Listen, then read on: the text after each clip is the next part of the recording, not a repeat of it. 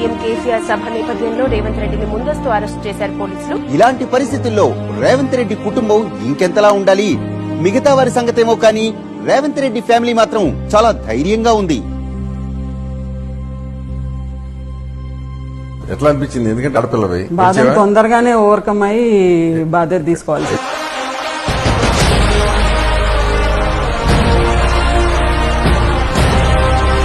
కేసీఆర్ గారి రాజ్యం అండి, కేసీఆర్ గారి రాజ్యం. ప్రజాస్వామ్యం లేదా? 144 సెక్షన్ ఉన్నప్పుడు సభ చేసుకోవచ్చా కేసీఆర్ గారు? అవును, నేను కూడా మీటింగ్ కి వెళ్తా.